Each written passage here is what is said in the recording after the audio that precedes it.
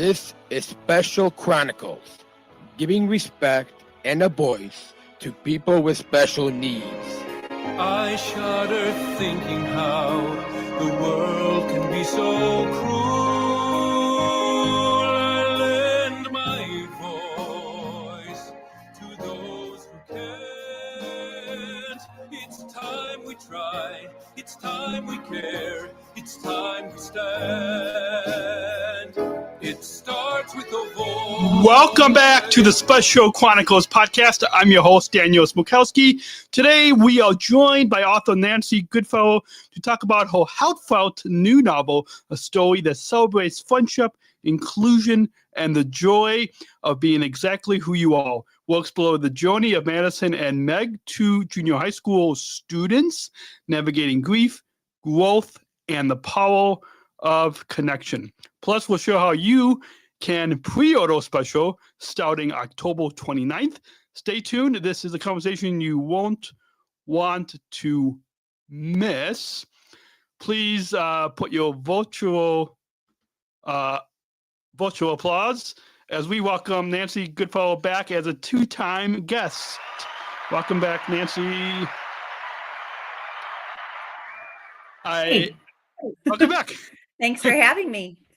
I feel like I was talking over the audience applauding, but you know, that's how the podcast is. No, it's all. I feel it. Yeah, and hopefully, when the book comes out, we'll be at an event where we can actually hear and see a live audience. That would be fantastic. Yes, and if any of you are watching this or listening to this podcast this week or next week or whenever you listen to podcasts, whenever and wherever you listen, you can just reach out, feedback@specialchronicles.com if you all have an event that you would like us to be at.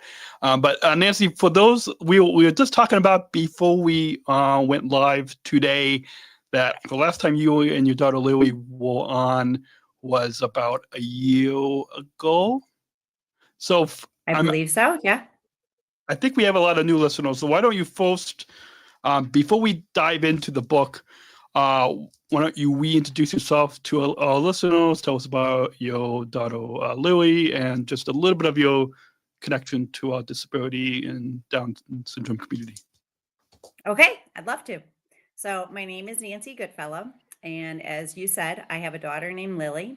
And Lily was my first child. She was born with Down syndrome. We had a prenatal diagnosis that allowed us to prepare for her arrival. And shortly after she was born, I just kind of dedicated myself to being an advocate for not only her, but other people with disabilities.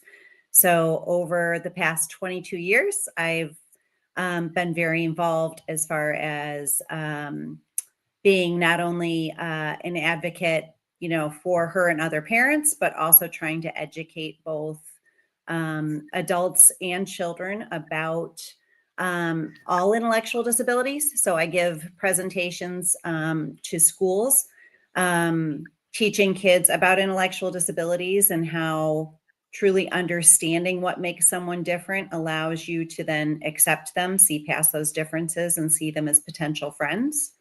And I also then, Lily's got a YouTube channel. So I've somehow found myself also being a YouTube producer and cue card holder and script writer and camera woman. So, but all in all, I'm also an author. And so I've always wanted to be a writer. And when Lily came along, I finally found something that was important to write about. Awesome. Yeah. So we're going to dive into this new novel that for those of you listening, we'll let you know throughout and definitely at the end of how you all can pre-order this book that I, before going live today, I read the first 12 chapters, and so I'm going to try to finish it tonight and over the next couple of days. I don't always like to rush through novels, right? And so, but I at least wanted to have somewhat of a it's always how to, like, when you have an author on a podcast, you don't want to rush through the prep, but also at least have somewhat of an idea, and which I Right. do, thanks to using some AI tools, able to get a good want to show together. So let's dive in, and based on your introduction and your daughter Lily, well, both your life experience with Lily, but then also your speaking life as well. What did both of those inspire you to write this book special, or what inspired you to write a special? Yeah, so I think when Lily was born, like I said, I did a ton of research. I wanted to know everything I could about how to raise a child with Down syndrome. And so I read every book I could find. I went to every conference I could go to. And along the way, I came across a book that was about inclusion. And it talked about how to include kids with disabilities in the general education setting with other kids. And it talked about how when children are really young, so preschool, kindergarten, just starting out, they don't really notice differences so much. They just navigate to each other naturally as playmates. But as kids get older and the adults in the room start to notice who's maybe better with someone with a disability than others, they identify those kids and they start to seek them out as helpers. And so by third or fourth grade, you have teachers now asking, them to be partners for different school projects or at field trips, or just to be buddies walking in the halls together. And without meaning to, the adults turn those relationships that were just true friendships into jobs. And so instead of those kids seeing just their peer with a disability as one of their friends, now they see them as a responsibility. So that really stuck with me. And I kind of wanted to think about a story where I explored if kids had actually made it past that stage and just still remained friends, and what that would look like, especially when they got to a point where in, a part of their life like junior high, the changes that would come to the friendship would just be natural changes, would be from natural causes, like a new environment, making new friends, just trying to fit in. So I really wanted to kind of explore that story. And obviously, having Lily and all of the work I was doing as far as Down syndrome, it just made sense to have the character have Down syndrome and kind of go from there. Awesome. In reading the first 12, I'll be honest to our listeners, the first 12 chapters. Yep. But don't just listeners, I will be finishing the novel. But with that, you mentioned Special Olympics, and that's a movement like through the Special Olympics movement is how you and Lily and I all got connected, and how many of our listeners, not all, but many of our listeners get connected. And so you obviously mentioned Special Olympics in the novel, and that's in this book. Well, I can't. Okay, I can't talk about what I'm. Anyways, in something, can't misspeak. In some secret project that I'm working on, some secret project. I'm me and this other person that we're working on, we're debating on if we should even mention Special Olympics in this secret project. So with that, can you tell us, because it made me, when you mentioned partners, it made me kind of think of unified sports, unified leadership, where it's people with and without disabilities, whether it's on the playing field, whether it's with unified leadership, which is more like with companies. And so did the partners, did that play into like how did you come to put Special Olympics into this novel, and like did you kind of use some of that unified tomes in this fiction novel?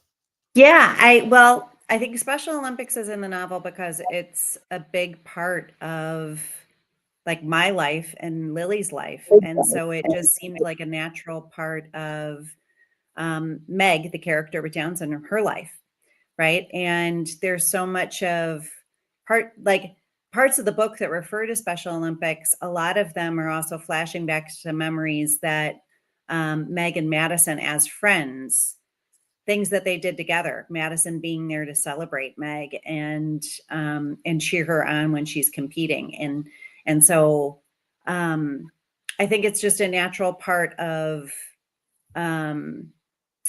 growing up and like including those programs that people with disabilities can utilize. And I wanted to highlight those so that also people who don't have disabilities and children who will hopefully someday be reading this novel will recognize that as another opportunity to engage with their peers with disabilities. That Special Olympics is a really fun place to be, so I always say like Special Olympics basketball games are the most entertaining things you can go to. So definitely. That's why I also play basketball too, and even like having everybody from Tim Shriver, chairman of Special Olympics International, and other people in the movement, all talk about how this movement is all about having fun. And so it's good that you made that a part of the book. Did you show, like, whether it's we're both obviously in Illinois, in the Chicago area, so did you show anybody within our local Special Olympics program or anybody Special Olympics International the book to get permission to mention or to use? I think in the some of the endorsements, one of the vice presidents of partnership that I also know, Kim Jordan. So whether it's Kim at SOI or at our local program, did anybody pre-read or give any feedback? Yeah. So when I first started writing this book, Daniel, I was writing it only from the perspective of Madison, of a person who does not have a disability. And I was at a writing conference and I met an editor who said, "What about the other girl?" And I said, "What do you mean?" And he said, "What about Meg's story?" And I said, "Well, she has Down syndrome." And he said, "Yeah." And I said, "Well, that's a really daunting task for me to like think that I could write from a first person perspective of someone with Down syndrome." And this editor looked at me and said, "If not you, who?" And he said, "You know somebody, intimately, like your daughter has Down syndrome. And so you should be telling her story too." And so I didn't take that lightly. I wanted to make sure that, Meg is not a reflection of Lily. She's more of a combination of every individual with Down syndrome I've ever had the pleasure of meeting. And I wanted to make sure that if I was going to create this character, I was going to do so in the most authentic and realistic and respectful way possible. And so by doing that, I made sure that I had numerous readers along the way. So parents of other individuals with Down syndrome, special education teachers, people who worked for Special Olympics, speech therapists, social workers, all kinds of support staff that in schools who work with special education. I even had other, individuals with Down syndrome and other intellectual disabilities read it. So I just wanted to make sure that before I ever put it out in the world, that it was, as respectful and realistic as I could possibly make it. Awesome. Yeah. I love that you mentioned the realistic and authentic, because that's definitely, even though on the podcast, we don't have like a producing team that listens before it goes live. But with that, also from my insider's perspective in this community, we always try not to edit as much as we can. Sometimes it's not always possible. But we try to keep a lot of these podcast episodes authentic. So it's neat that you were able to have that authentic and realistic readers. Coming back to the book, how did you develop? You talked a little bit, but maybe go a little bit more in depth of how did you develop the characters of Madison, the character without Down syndrome, and then the as well as how did you develop the character of Meg, character with the Down syndrome, and then kind of tie that in with did your daughter Lily, as well as your other daughter, give any feedback to both since you have one daughter with Down syndrome and then one without? Right. Did any of them read the novel and share any feedback from both of their perspective, even though the characters are a combination of a few different? Yeah. But kind of maybe start with that personal of both of your two daughters, and then follow that up with how you develop both the characters of Madison and Meg. Yeah. So I will say, like, the characters of Meg and Madison lived in my head for a really long time. So when I read the book about inclusion that, sparked this whole idea, Lily was still pretty little. And as the years went by, I found myself actually like having conversations in my head with these girls, and they were having conversations with each other. And I was getting to know them so well that I owed it to them to put them down on paper and tell their stories, right? But I didn't want to even start writing until Lily was close to the age of the characters. So I wrote it when Lily was actually in middle school. So these characters are going into 7th grade, and I was writing it around that time when Lily was that age. So my youngest, Holly, is 4 years younger than Lily. So she was a little bit young for me to model any character off of, but there was definitely personality traits in both characters that I see in my girls. Madison, the relationship she has with Meg, she'll playfully tease her, and joke around with her. And that definitely is part of the relationship that both of my girls have with each other. And, there's definitely parts of Meg's character that come from Lily or were inspired by Lily, like the fact that Meg loves football and wants to wear a football jersey all the time. And that was Lily. I always joke that Lily would have worn an oversized football jersey to homecoming if I let her,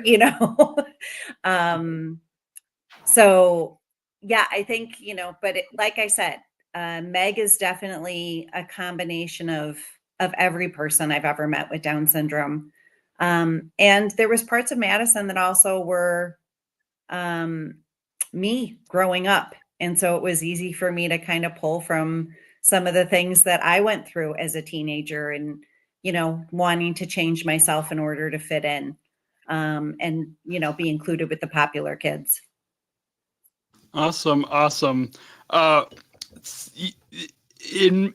It might the message might be obvious when people start to read the novel, but what, and you mentioned, I think right before we went live, that it's a like a young reader type of a novel, but I'm sure anybody, like for those like myself, mid or late 30s,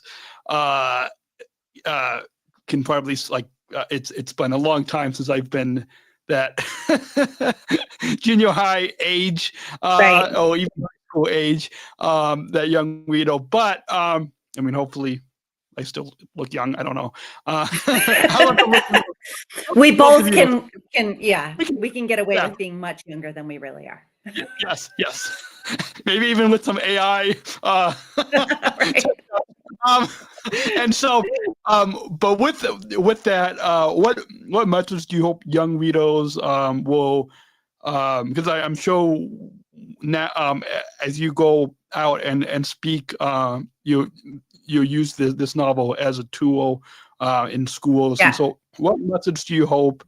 And hopefully, a lot of our listeners can get this novel in for their whether you're a parent listening or a teacher listening, or a school or even a library, you can get this into your schools and your communities. But what message do you hope young readers take away from the story? Well, I think first I'll say, like as far as my presentations, it's always the same message, right? I'm going and I'm talking to kids because I want them to understand what makes people with disabilities different, why maybe a peer in their class behaves differently or learns differently. And I truly believe that if kids understand what makes those differences, what causes those differences, then they just see past them. Then it's like, oh, it's no big deal that, Johnny has to go leave the classroom for math because math's just harder for him, and so once they see past that, then they can just see those potential friendships.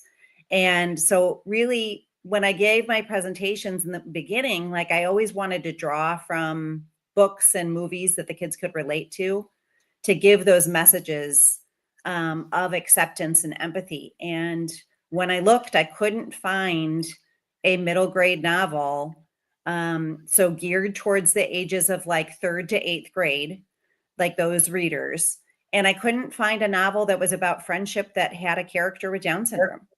And so I wanted to make sure I had that so that I could draw on it myself during presentations.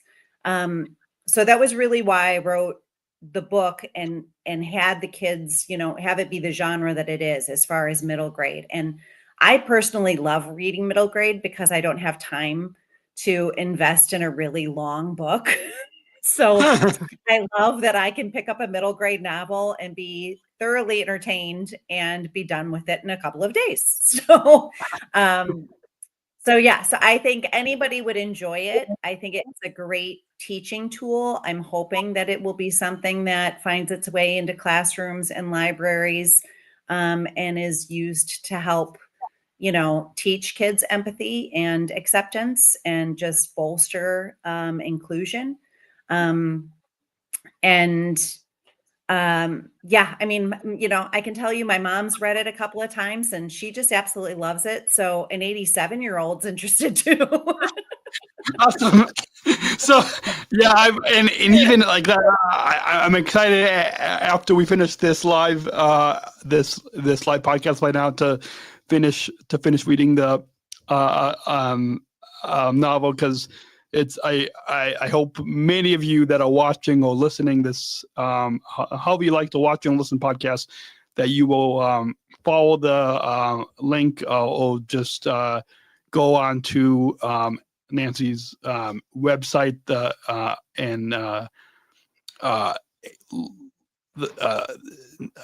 we'll try to make sure to put the link in the description below. I don't think it's there right now, but we will after this live stream is done, we will put the link there.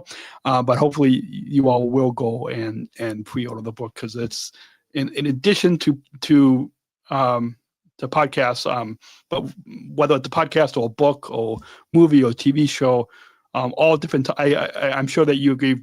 We need all different types of media, from books to podcasts, and everything in between, to reach young readers. I don't know if you want to comment briefly on that.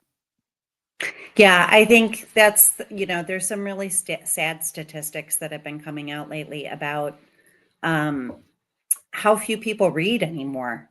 And I think back to when my kids were this age, and it was when the book Wonder by R.J. Palacio had come out, and and that has since been made into a very popular movie. But Wonder inspired this whole movement of kids across not only grade school but into junior high and high school, of choose kindness, right? And so I'm really hoping that Special encourages a choose special kind of movement, and ironically, I mean, you have to read the book, but special has more meaning than you think it has, and it's maybe not the obvious meaning.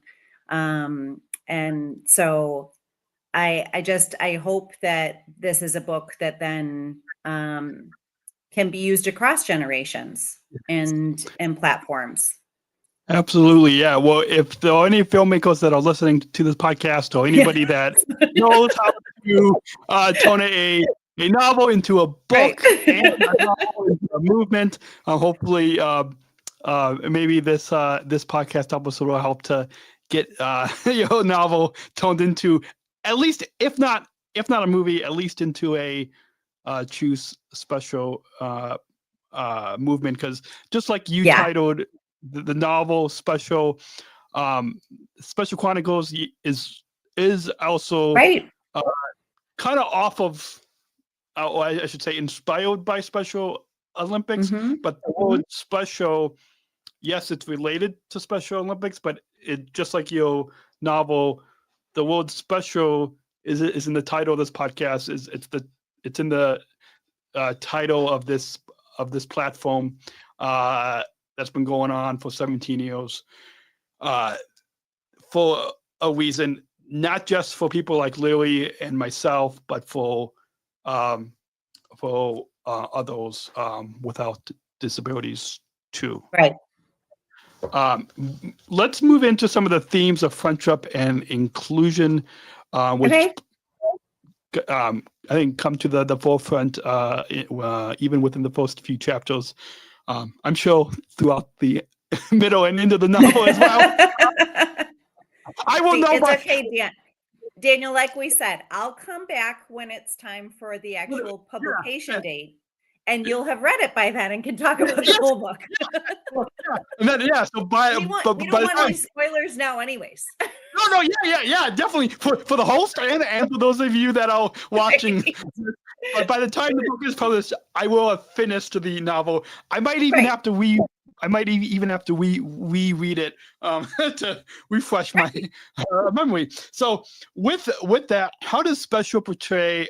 Because it's well, like my girlfriend Georgia, who there's a poster in front of right behind the camera. I've got another picture in newspaper that's above the green screen of where I'm recording, and so we obviously know the importance of authentic friendships across differences, and so talk about related to the characters of Meg, the character with Down syndrome, and Madison, the character without. How does Special portray authentic friendships across differences? I think, the girls become friends at the age of 5 playing kindergarten park district soccer. And I think authentic friendships are about that, are about having things in common, doing the same activities. And that's why inclusion is so important.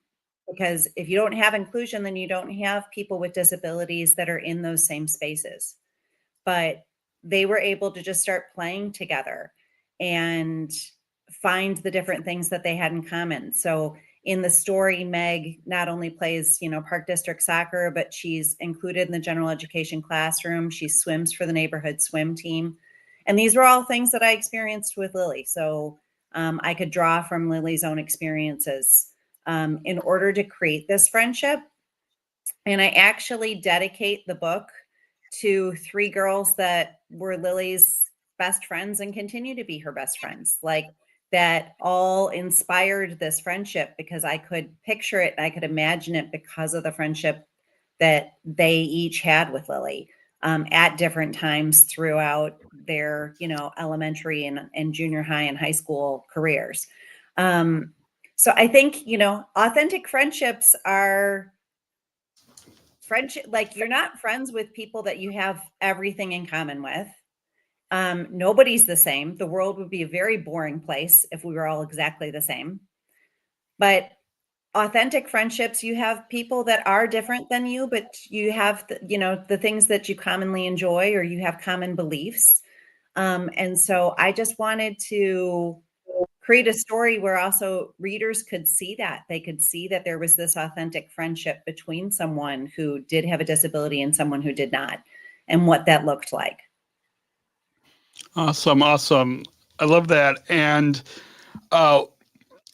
the central character and that originally, I think at the beginning, at the top of the episode, you said that originally when you started writing, it was centered around the character without Down syndrome, Madison. But then after you went to that writers' conference, you changed it to Meg, the character with Down syndrome. So it might be obvious for those either that know you, or now for those of you listening to this podcast with your daughter Lily. But why was it important to center a character with Down syndrome in this story, as opposed to another intellectual disability or another disability? But why was it important to center a character with Down syndrome in this story?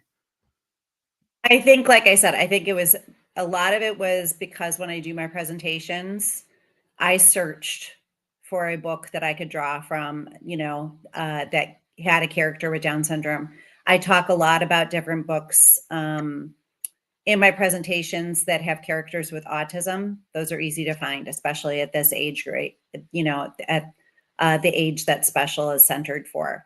But there just wasn't a story, a novel that was about friendship that had a character with Down syndrome. So I really wanted to have that out in the world.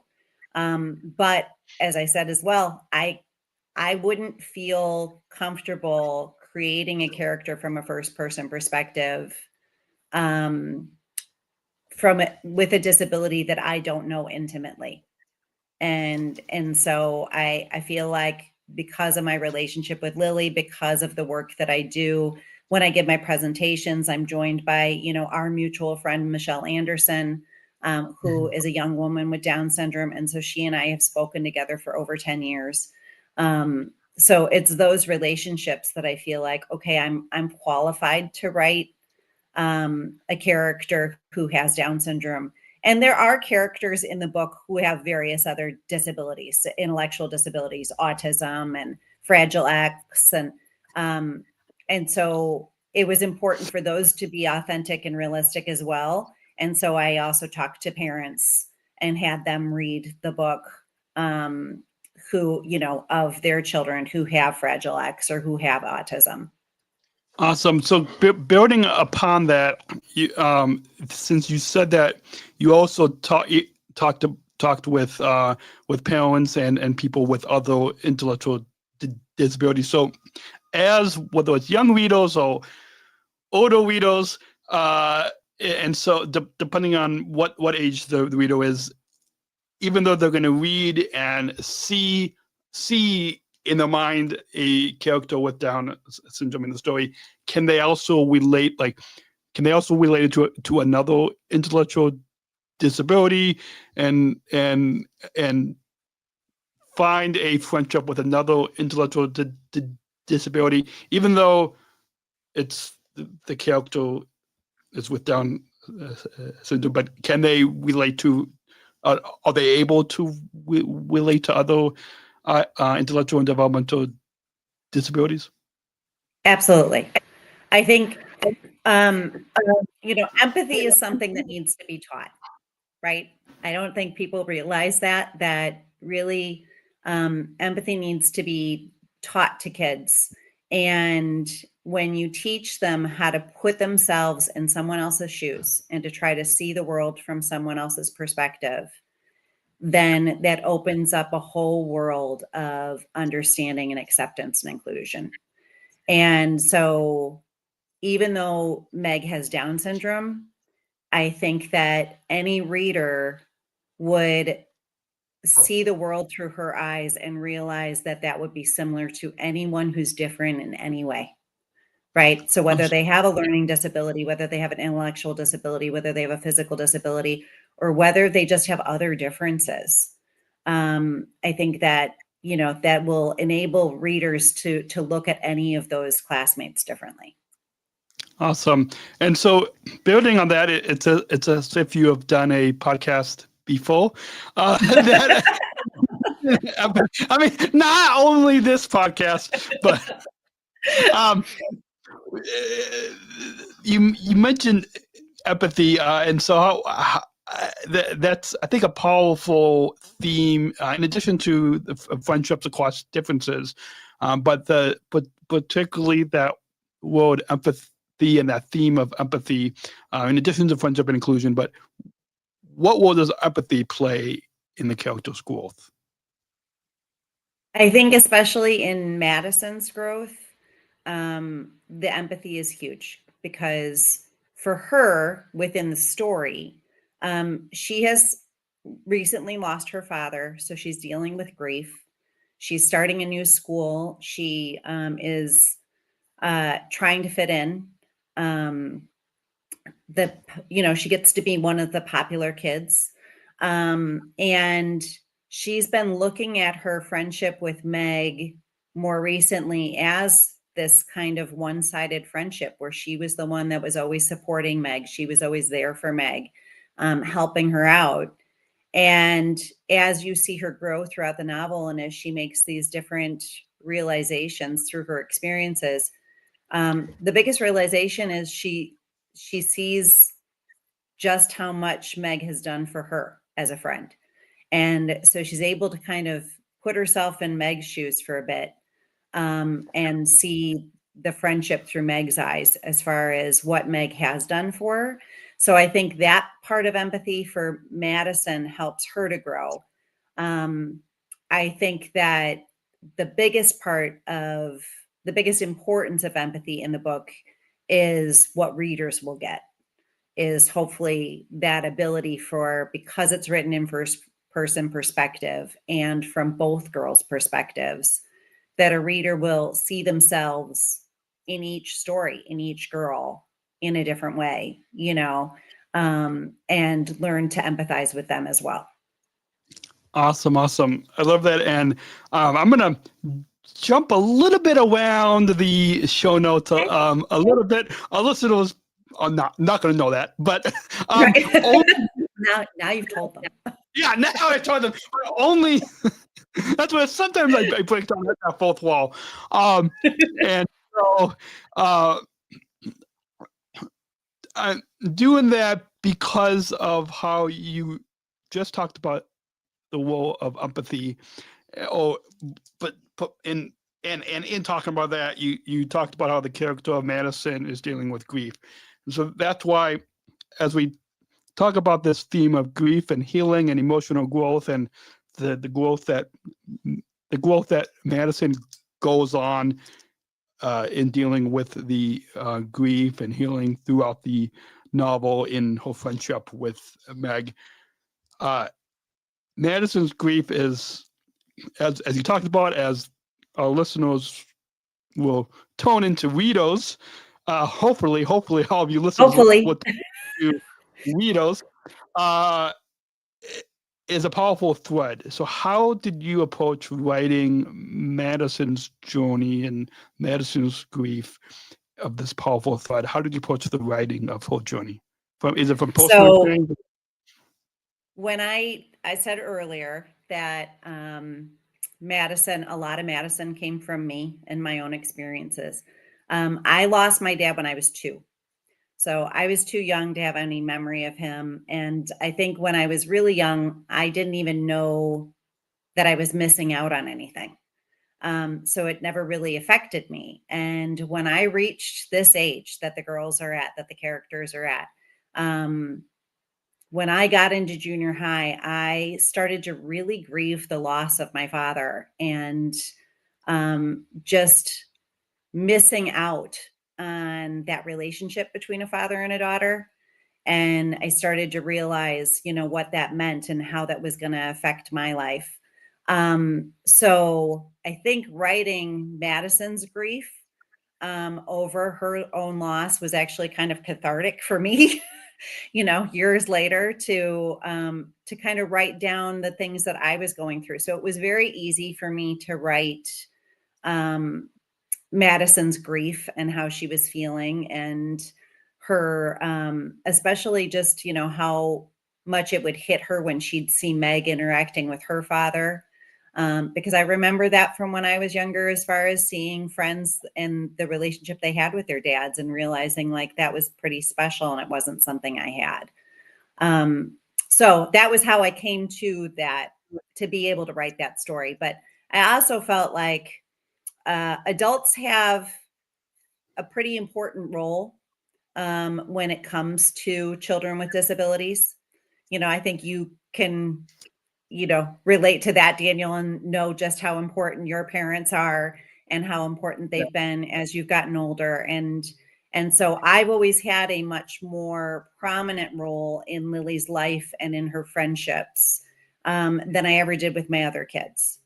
And so I think that that was something that I knew also needed to be part of the story, that the parents did have a prominent role in the relationship between Madison and Meg.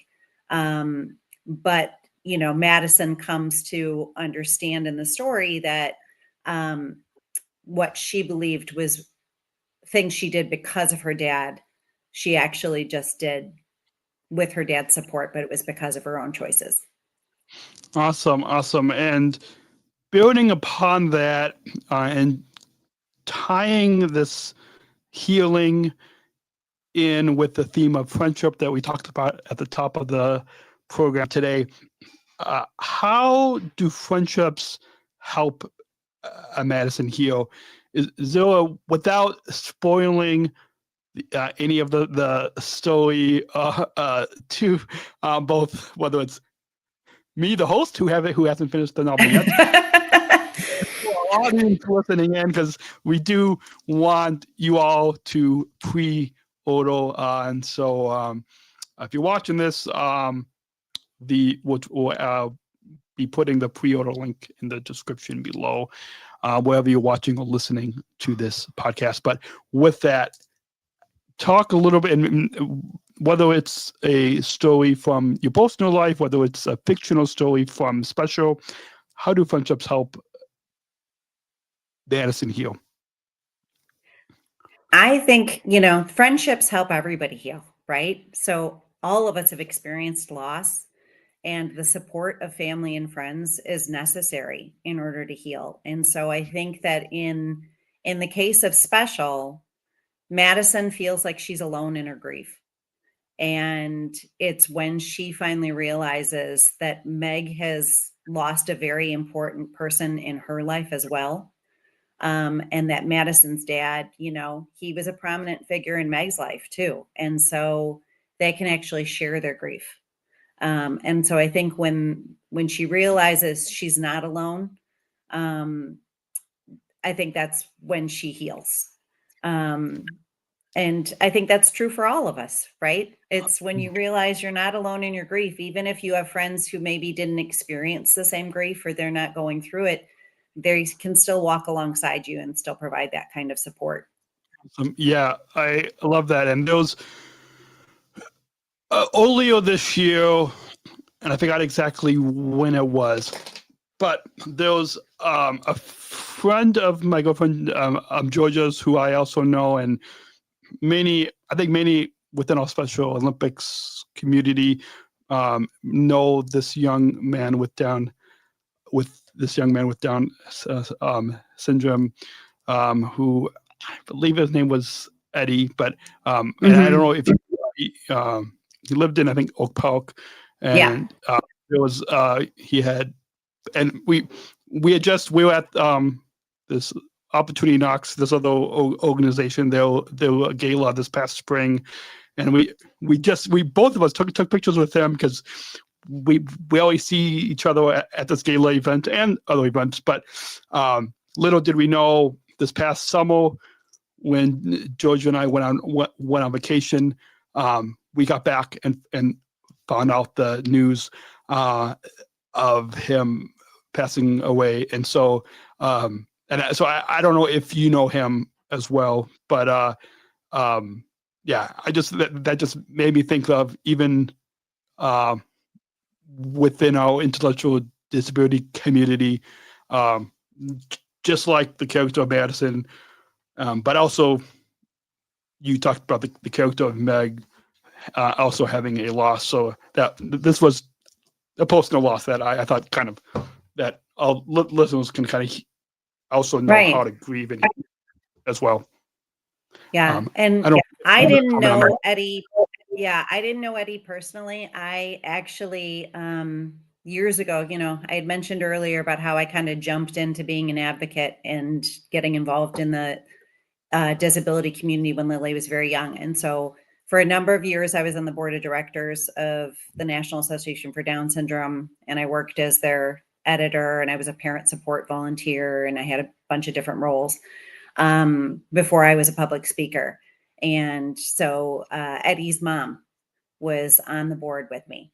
And so we knew each other then. And, we were both part of like the National Association for Down Syndrome fashion show every year and things like that. But I hadn't, seen them in, over 15 years or something like that. But so the name though, as soon as I heard it, I remembered, and it's devastating. It's hard to, as a parent of a child with a disability, to just even try to understand that the emotion that comes with that kind of loss. Yeah. But I think what's worth mentioning, Daniel, is how people with intellectual disabilities process things differently and can process those emotions differently, right? And so even though someone might not appear like they're grieving on the outside in a typical manner, they are still grieving on the inside and still trying to figure out what all of that means and how it affects them personally. And, there's fear involved as far as, well, if it could happen to him, then couldn't it happen to me? And, just, I think there's a lot to be learned from that experience, but also from the book and the way Meg processes her grief, and just that those things can look different as well. Awesome. Yeah. So I'm glad, and I'm sure our listeners will read throughout this novel and learn not just how somebody without Down syndrome, like the character Madison, but also readers and even people with Down syndrome will read this and see and hear how Meg is dealing with grief. So it's I think even more powerful that you're able to tell both of their stories. So no matter who the reader is, they can learn how to grieve and heal. Well, and the other thing, Daniel, is like throughout the book, because there's been this rift in the relationship, right? The relationship is changing. That's the story, is that, this friendship is changing, not only because Madison is grieving her father, but because the relationship changes, Meg's story and her growth is because she's grieving her friendship. She's grieving the loss of this friendship with Madison. And so the way she processes that grief and figures it out and tries to, learn how to get past it. But like those are all very, very real things to see as far as how she is dealing with that loss. Awesome. I love that. Moving on, because I think we're about 49 minutes into the episode today. And so moving on, another topic, another theme is the school life and learning. And even though this is focused on characters and readers in junior high, but I'm sure whether it's like my 4-year-old niece and nephew and 2-year nephew who are in daycare and preschool, but also elementary school and high school and college. I'm sure all different types of school life can learn from this novel. Talk about what the challenges that Madison and Meg face in junior high. So I think that the challenges they face in junior high are the same challenges any preteen faces in junior high. And it's that, wanting to make friends and wanting to fit in. Everybody just wants to belong. Everybody just wants to have friends. When I present to kids, I tell them that's the one thing you all have in common, right? Is every single person wants to have friends and just be accepted. And so they're facing those kind of pressures in junior high at a time when you're trying to figure out who you are at the same time. So you're pretty self-absorbed, for lack of a better way of saying it, but that's okay because it's like that's just the age that they're at. And so I think that the natural challenges of junior high are what they're facing, but then Meg is also facing those greater challenges of trying to navigate a new building, trying to navigate new classes, and getting to know new teachers, getting to know new students, but also trying to prove your worth and your ability at the same time. And so that's, it's very difficult for any child, but it's just that much harder for a child that has an intellectual disability. Awesome. And building upon that first comment question that I asked about, even though this is about characters in junior high, can readers, whether it's, I'm sure my 4-year-old niece and 2-year nephew is not going to be necessarily reading. I'm sure we'll read to them. So can Right. whether it's people in, or whether it's children in daycare or elementary school or high school or college, can you comment on those other types of school years? Can they still learn and apply what's happening to Madison and Meg in those school years? Absolutely. So I think, like I said, the target age would be, students between like 3rd grade and 8th grade, as far as the target age of the readers. But high school students, college students, adults would all enjoy the book as well. And when you're speaking to like your niece and nephew, that would be it'd be a great book for the parents to read, so that as they get older, they can use the examples that there are provided from these girls' experiences and what they've learned from the parents' roles in this book, and then apply it to their own kids, right? And so it's kids like I said, naturally gravitate towards each other as playmates and things, but I think the ones that really put in that extra effort are the ones who've been taught at home that they should accept everyone regardless of disability, regardless of differences. And so it starts in the home. And so, yeah, so I hope that, not only would children read the book, but that parents would read it as well as an aid to inclusion.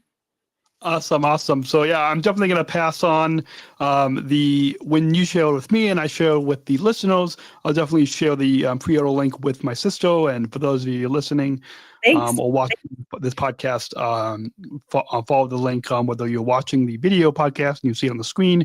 If you're watching the video podcast, you can also, at the top above where Nancy is, you see a QR code. If you scan that, it will go to the podcast page for this program. And you can find this episode. You can scan the QR code and find this episode to find the show notes for this episode, if that makes sense.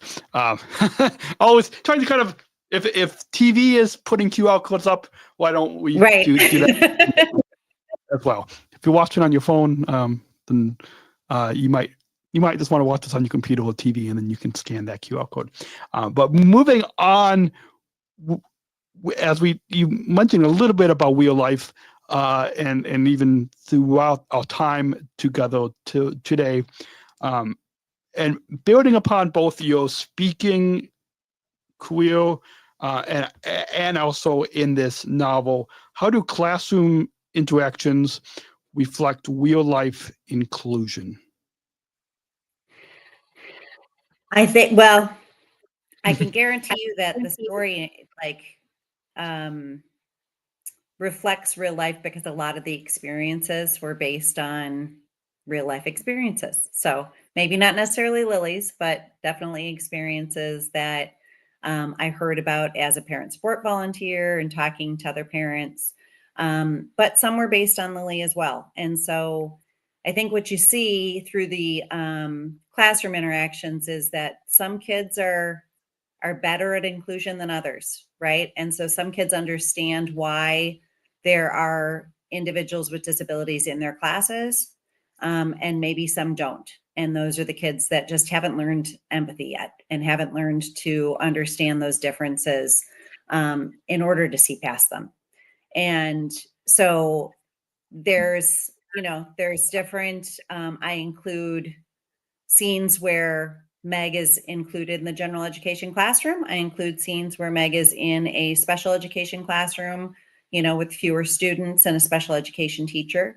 And so I think that it provides a good example of maybe what those classrooms look like. You kind of get a glimpse behind the curtain of not only what some of the social interactions are between the kids, but also the interactions that happen between the teachers and the students.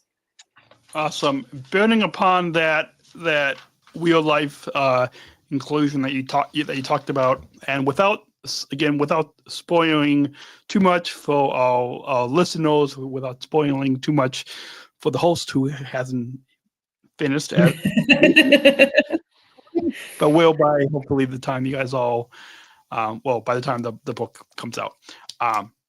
And can you share a favorite scene that shows peer support or teacher encouragement? It might be held without spoiling, but maybe you can share a favorite scene that shows peer support or teacher encouragement in the novel special.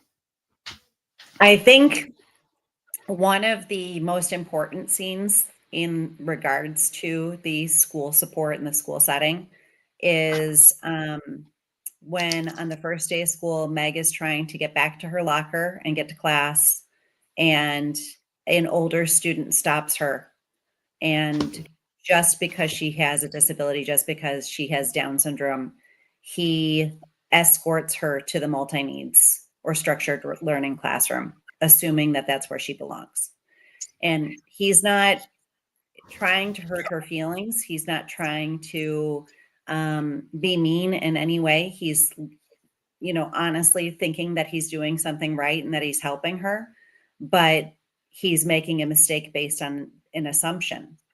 And so I think that's a really powerful example of how you need to ask questions. And had he just said, "Where are you headed? Can I help you?"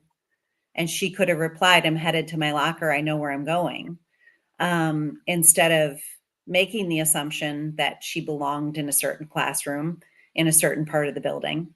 And so I think it highlights a really important lesson to be learned. And it draws on one of Lily's personal experiences, because on her first day of sixth grade, she walked into the classroom into the building, and we had practiced how she got to her locker, how she got to her classes. We'd gone over and over and over, doing walkthroughs, in the weeks leading up to the first day of school. And she walked in, and the first teacher that saw her saw Down syndrome and immediately escorted her to another part of the building to the structured learning class. And Lily didn't know where she was and how to get back to her locker from there. So it was based on somebody who had good intentions, but really just needed to stop and ask questions first. Awesome. Yeah, I love that walkthrough that you said, because even now, being in my late 30s, but many years since I've been Lily's age and the ages of Madison and Meg in school.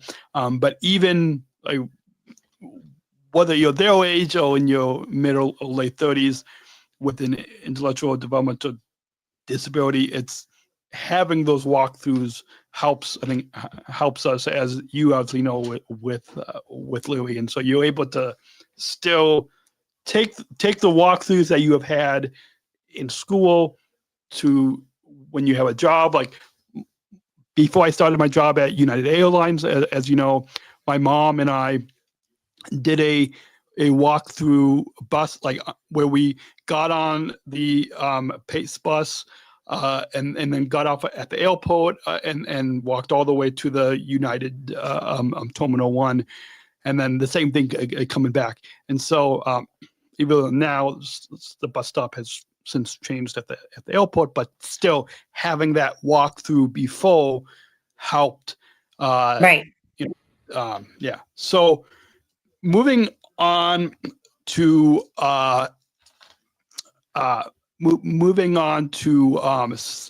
social issues and advocacy. Before we get into the last part of promoting how our listeners can pre-order the book, but one last topic that is it follows up your speaking career, but I think this novel also highlights a lot of social issues and advocacy that hopefully the readers will learn from the characters and then apply a lot of the social issues and the advocacy into their real life schools and even communities. And I'm sure even in families and in workplaces, hopefully they can still apply the same type of social issues and advocacy that when I was in school which was a couple decades ago, but a couple years ago. Yeah, a couple years ago. Let's say that. A couple years ago. If you just listen to the audio podcast, you don't have to know how old I am. Right. Anyway, with that,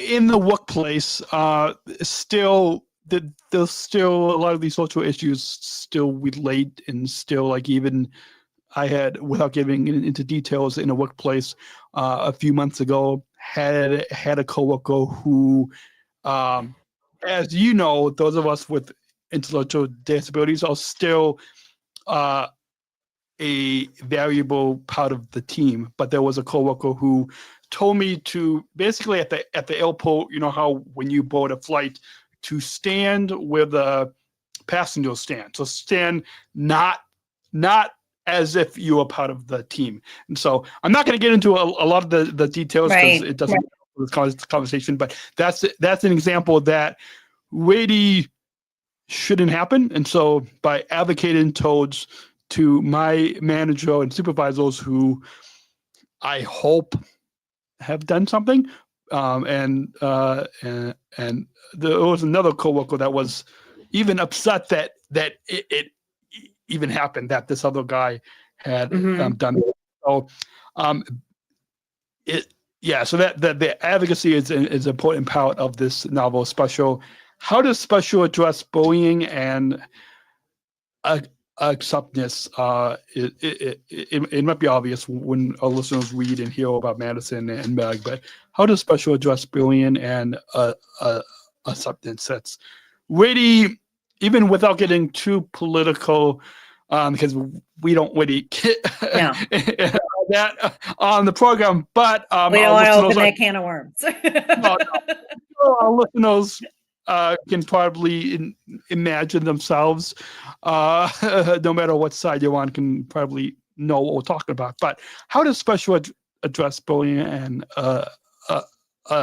acceptance?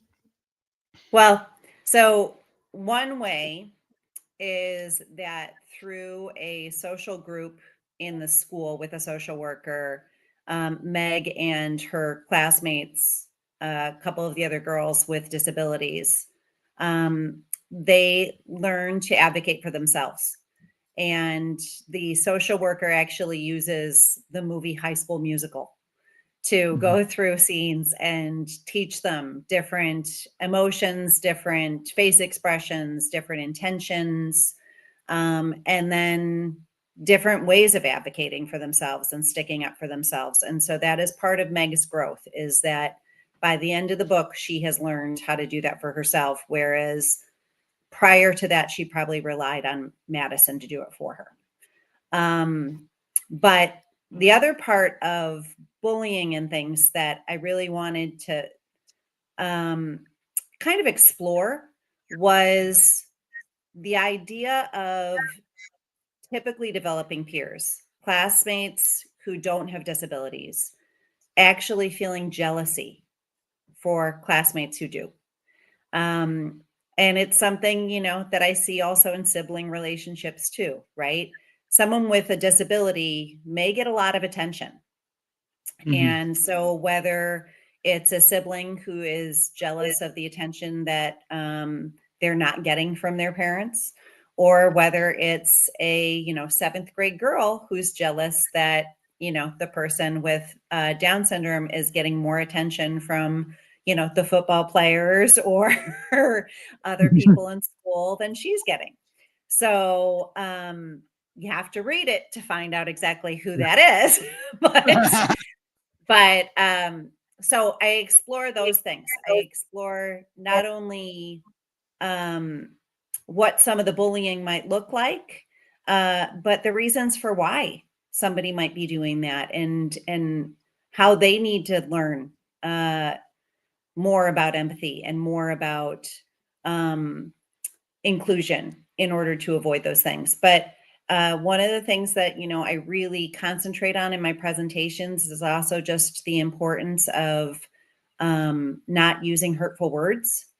And so that's something that's touched on in the book as well, is, just being very careful with the words that we use when we're referring to anyone with an intellectual disability, or when we're just using those words, sarcastically, even about ourselves.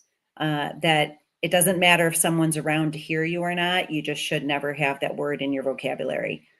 So, I think that I address all of those things in the book, and hopefully then it'll just be a tool I can use in the presentations to really emphasize those points more. Awesome. You mentioned not using hurtful language, and that made me think of, I know if anybody is familiar with Special Olympics movement or any other advocacy, you all probably know about the Spread the Word campaign. We've had on this program the two co-founders, Tim Shriver Jr. as well as Soren Palumbo, have both been on this program a few times. And so if you're listening, if you're watching the video podcast, you'll see it. I'll try to put a link in the description. But if you go to spreadtheword.global or follow at Pledge to Include on socials, you can learn more. But did you obviously know, I'm sure Louis' school has done Spread the Word campaign and activations. Can you comment on if the Spread the Word campaign plays a role in the story for Madison and Meg, or just whether you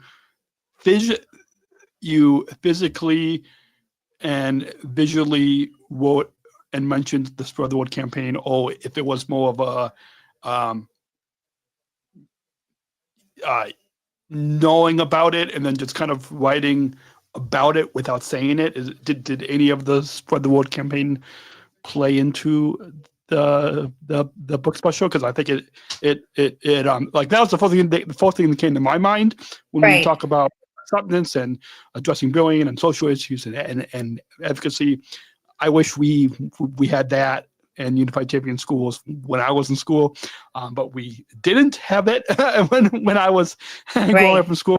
But did this Spread the Word campaign play? The Spread the Word campaign came in the sense that I've always been aware of it, and so like you mentioned Soren and his speech, right? Mm-hmm. And so that was something that I was introduced to just throughout my advocacy work. And so I remember reading his speech and being so moved by it. And so it definitely played into the role that hurtful words have in my presentations and why I focus such a large part of it on that. Explaining to kids, like the true definition of the R word, how it originated as a medical term, and then became derogatory, and then has been replaced by other terms that, if things are said in the right tone, most things can be derogatory, right? And so whether they're meant to be or not. So I talk a lot about that with the kids, just for them to not only understand what words they shouldn't use, but also the tone of voice that they're using when they are talking and saying different words. So yeah, I think the Spread the Word campaign has always been something that's been in the back of my mind, in hoping that, other people become aware of it, but also knowing that whether you go, and actually pledge to spread the word, it's still something that everyone should know about. And, just inside themselves, they should be pledging to never use the word, right?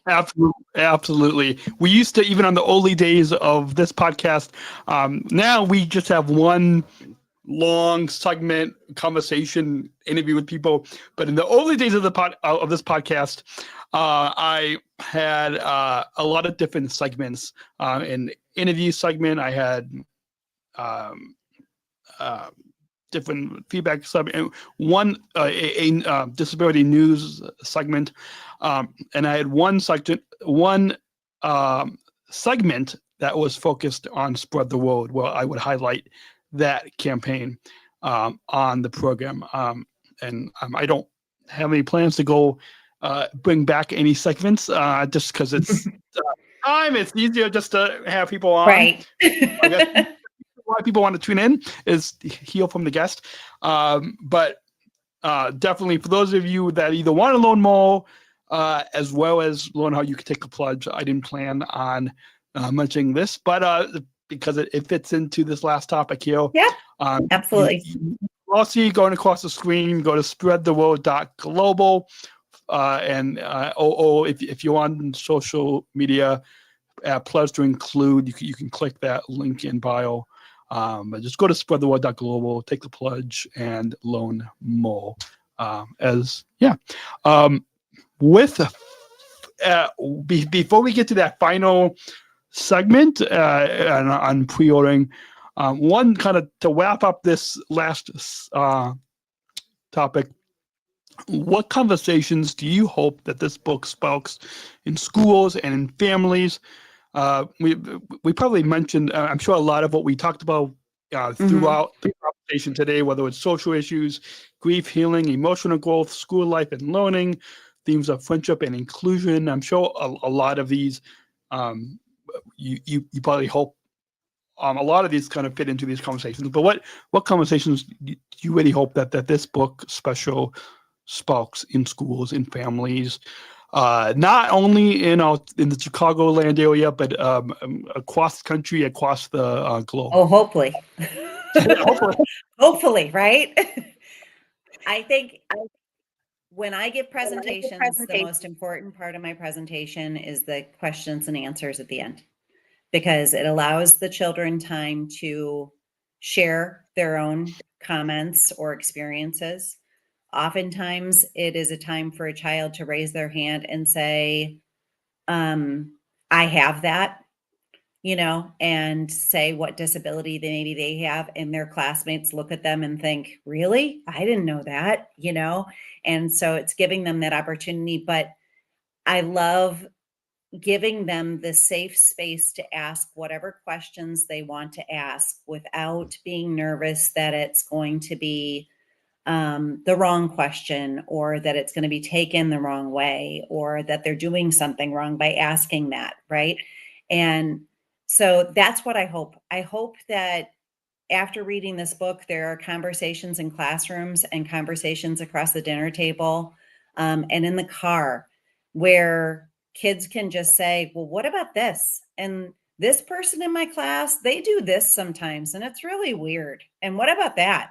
And, this person, they don't have to take the same tests I have to take. And why is that? And, all of those questions that kids are probably afraid to ask, but because they think they're going to get in trouble for asking them. But if you use good intentions and you ask respectfully, any question is okay. Even if you use the wrong word sometimes, it's okay. Like, as long as your intention is good, then it gives other people the opportunity to tell you, well, actually, we say this instead, and here's why. So I think that's what I hope is. I just hope for these opportunities to have these open and honest conversations without fear of being judged for whatever it is that they want to ask about. And it just all comes back to that. The more you understand something, the more you're willing to accept it, and then you can look past it. Absolutely. I hope for many of you listening, when you go to pre-order and read this novel, that you will have those open, honest conversations.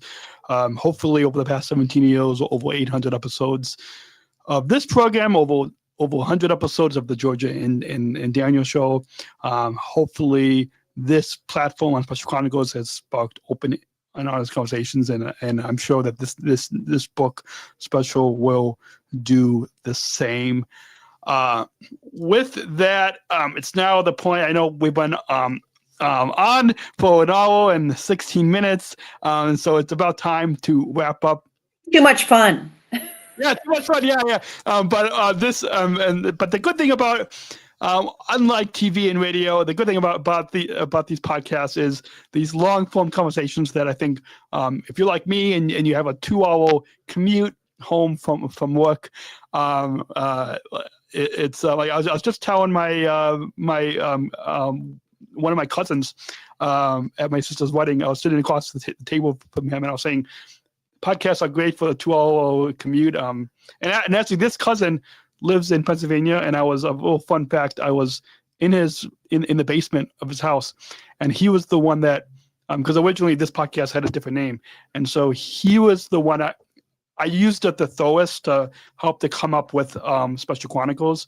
I still have the thesaurus with me, bookmarked to like how I came up with the name with this name. But it was the cousin who, even though he's older than when actually in my phone I've got a young picture of him. I should have taken an updated picture, but yeah, he was the cousin.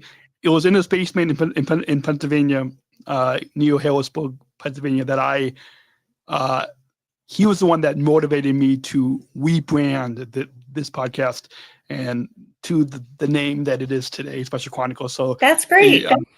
Like my cousin, he was somebody without a disability who is motivated and encouraging me to not only keep up with this podcast, but really, if it wasn't for him, probably wouldn't have changed the name to what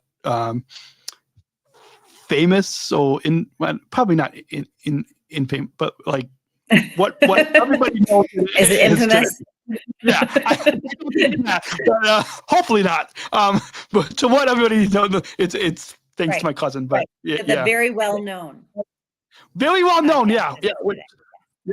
Which I think that now it's somebody put that into my bio now. Well known. Yeah, there you go. But bringing it back to Special, we're going to put it up on the screen, but where and when because we're pre-recording this at the beginning of the week, and so if you are watching this October 27th, Monday, Tuesday the 28th, you might not be able to pre-order it just yet, but where listeners pre-order, and then follow it up with, are there any bonuses or events tied to the October 29th pre-order launch, as well as the March 21st World Down Syndrome publication? Yeah, so I wanted the book to be coming out. I wanted the pre-launch to be in October. So we've made it by the skin of our teeth. But because it's Down Syndrome Awareness Month. So I really wanted to kind of use Down Syndrome Awareness Month to lead up to this announcement that special would be out in the world and is available for pre-order. So my website, nancyfgoodfellow.com, that you have going across the bottom of the screen, thank you, will have links for where you can pre-order it. Basically, you'd be able to pre-order it from any local bookstore as well as Amazon. I am asking that anybody who's in the Chicagoland area, especially in the western suburbs, that they pre-order it from Anderson's bookstore in Naperville. I am hoping that by doing that, then we'll be able to have a really big World Down Syndrome Day party, and that will tie into the actual publication date of the book. So World Down Syndrome Day is on March 21st. It's 3/21 for the third copy of the 21st chromosome that causes Down syndrome.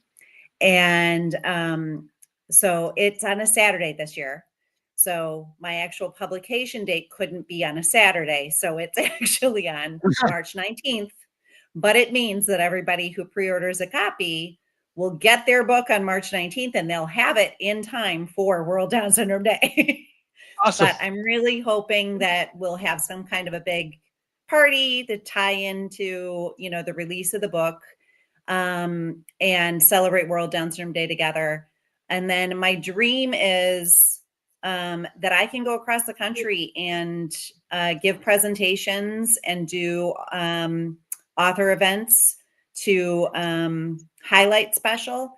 But in doing so, contact and connect with local Down syndrome organizations who would then nominate a local young adult with Down syndrome to present with me and speak to their own experiences and what their life is like, just the same way that, our friend Michelle does when I present with her. So that's what I'm really hoping for. And yeah, so I can show you, this is the book. So this is my proof copy. It's got this band across the middle that I like. So the special will be available for pre-order starting Wednesday and October 29th. And then it will be officially out in the world and on bookstore shelves March 19th of 2026. Awesome. So with that, are you on? If our listeners go to nancyfgoodfellow.com, links to Amazon, to Anderson's book, like are you gonna have information whether it's online places like Amazon or hopefully in person at Anderson's bookstore to where and how people can pre-order? Yeah, I'll have all the links to all the different stores to, support, especially independent bookstores. It's so important to support them, especially now. So as much as I wouldn't be upset with having high rankings on Amazon, from a bunch of pre-orders, I still, hope people will also support their local bookstores. So that's why Anderson's is my local bookstore in Naperville. So I would love to support them as much as possible.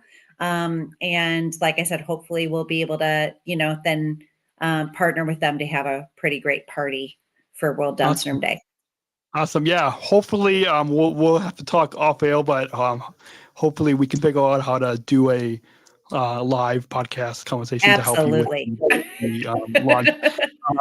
And maybe even get a few other voices like Michelle, like Lily, maybe my girlfriend Georgia, and other voices as well. We'll be sharing this episode with our listeners, so in our newsletter. So you all, if you're driving or listening or watching this and you don't have time to write it down, we'll put links to Nancy's website where you can get links to pre-order, hopefully from your independent bookstore.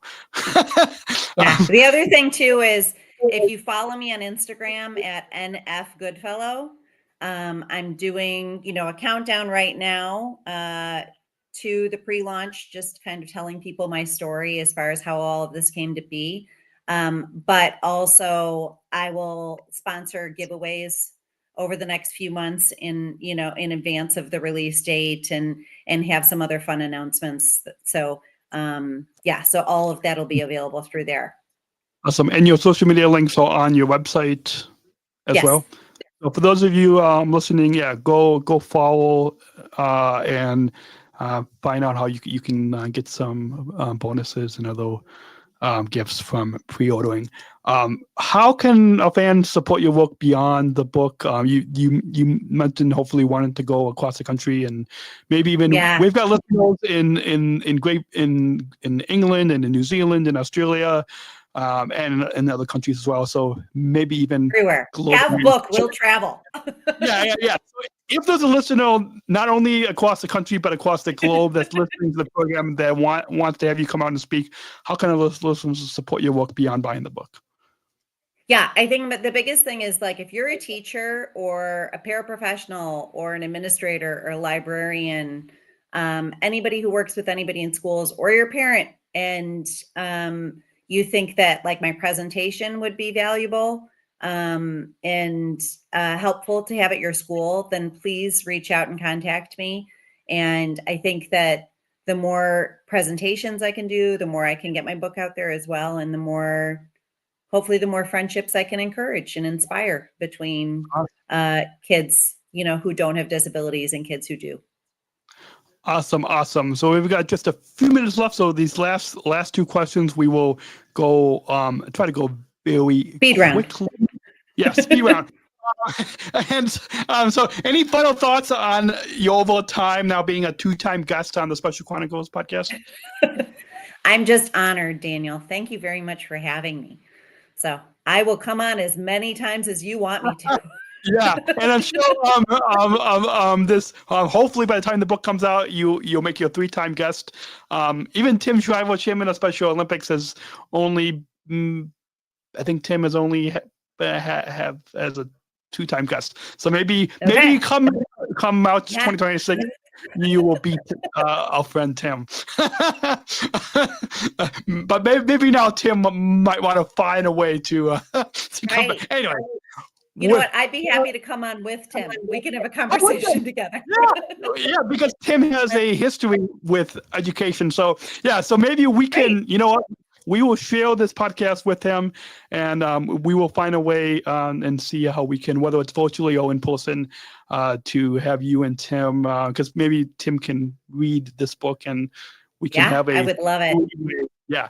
Awesome. That'd be amazing, because like we said, Special Olympics plays a prominent role in the book, and I think it's beneficial for all children to learn about it as a movement and to get involved with it. So that'd be great. So Tim, if you are listening to the program, get in touch, whether it's with Nancy or the book.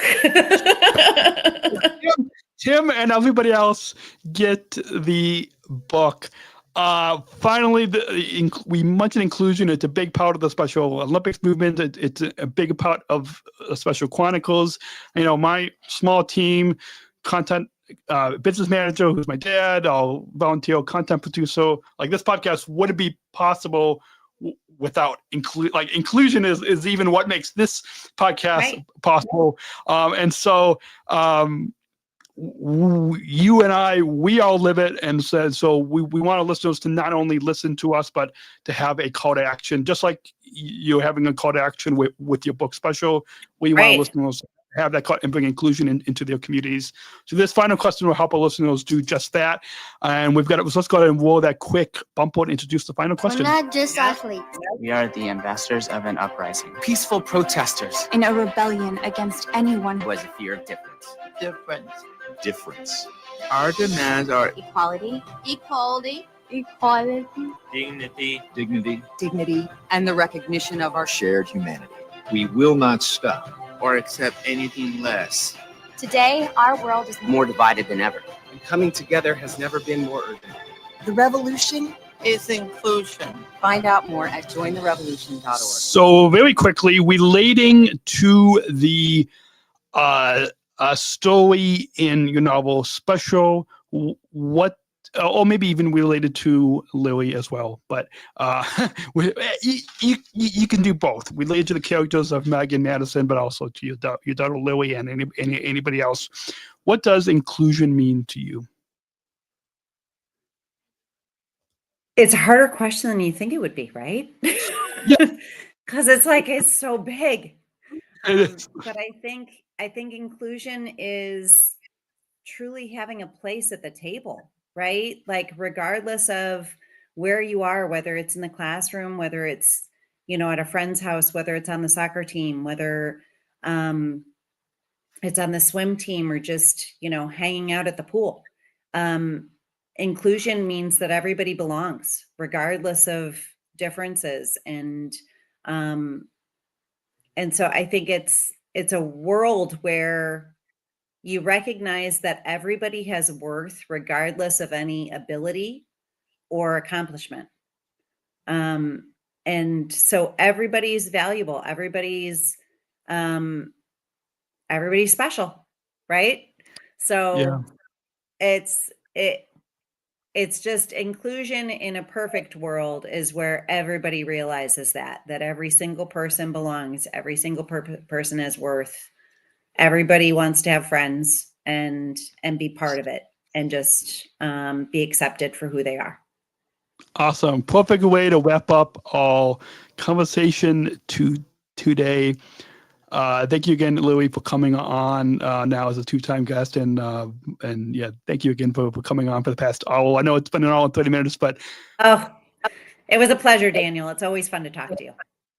Awesome, and so thank you, Nancy, for sharing the inspiration behind Special and reminding us why everyone matters. Listeners, pre-order your copy starting October 29th and help spread the message of empathy and inclusion.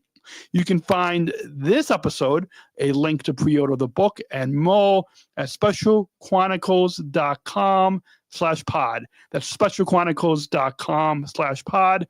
Just look for this episode. And until next time, remember the world is a better place when we choose to include. Thank you for listening to this episode of the Special Chronicles podcast. Our podcast was produced by Daniel Smrokowski on the Special Chronicles Network. Follow Special Chronicles on Instagram, Facebook, Twitter, LinkedIn, and YouTube. Subscribe, rate, and review Special Chronicles on Apple Podcasts, Spotify, or wherever you listen to podcasts. Our website, specialchronicles.com, where you can stream our archives of over 500 episodes absolutely for free. Also, there's a list of our favorites, original series, award-winning columns, and blogs. And sign up for our newsletter to receive exclusive bonus content delivered to your inbox. Again, specialchronicles.com. Special Chronicles is hosted by Podbean Podcast Hosting. Our live streams are powered by StreamYard. Thanks as always to our business manager, Adam Smrokowski, who always encourages us to never give up. I'm Daniel Smrokowski, back next week with more stories. Special Chronicles, giving respect and a voice to people with special needs.